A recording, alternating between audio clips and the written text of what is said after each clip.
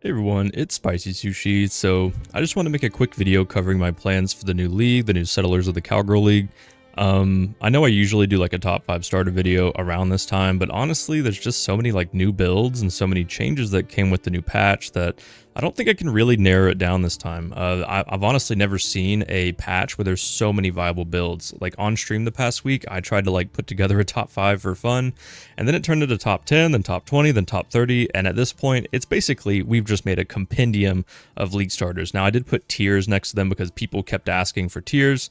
And so that's what we did here. Don't take them too seriously. Honestly, it has my own biases here, and it's for softcore trades specifically. And these could move around all the time, right? Like, there's been a numerous builds where new POBs have come out, like the build creator has updated it, or like a patch came out, like the last one, where a lot of, the retaliation skills, where I think I'm probably going to be moving melee up now because of how crazy those retaliation skills are.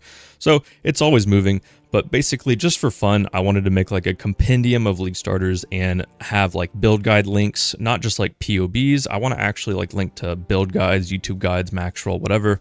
And so I want to have that fully fleshed out by like Thursday. Feel free to look at it, give me feedback. If you come to my channel, I'm probably gonna be working on it tomorrow. You can give feedback or provide more builds, because basically I'm just taking what I'm given. When a new build comes out, a new YouTube video, we check it out, we look at the POB and then add it.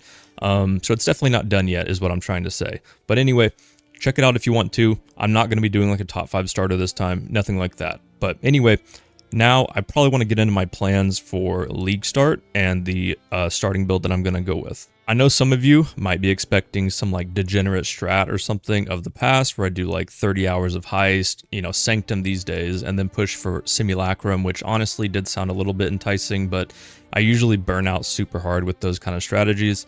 This time, I'm actually taking like a brand new approach, because this league mechanic looks like the most fun that I've seen in a long time. Not necessarily like the island, or like, like the trading and the cargo and the like the map devices that you hire map runners for.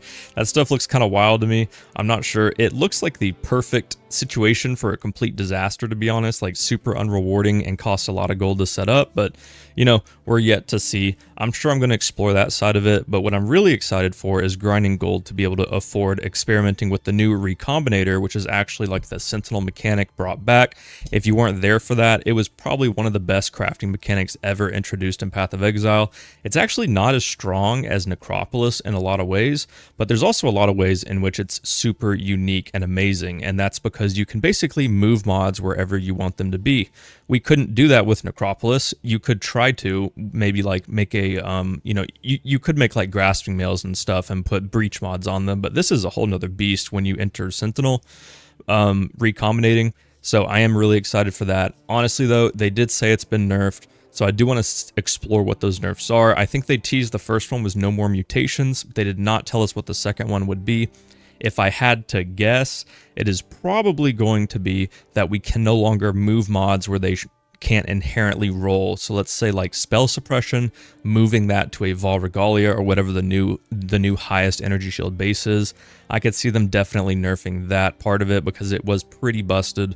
I would love it to still be in the game, but it was pretty insane. So if anything, I'd put money on that we can't just move spell suppression, move fizz reduction, move armor to a Vol Regalia, stuff like that, right?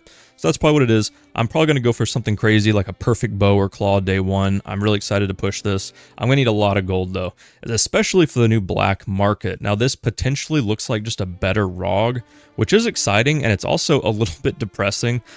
To be fair, it does look like a massive gold sink.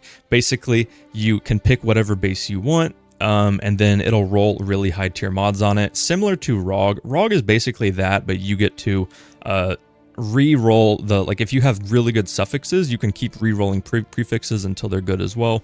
You can't really do it with this, I assume, though you could actually buy a bunch of different items and then mash them together with the Recombinator if you have 2 pretty good items. If you want to make 1 really good item, you could try that. But to be fair, it does look like a massive gold sink. It's especially something that you don't want to like do super early on, because, well, maybe a little bit, right? But you do want to actually advance your settlement. You don't want to just be blowing all of your gold on the black market. So I think ROG is still going to be really good early on, which I'm happy about, because I always do love to do ROG for at least a few hours at the start of a league to get some good gear.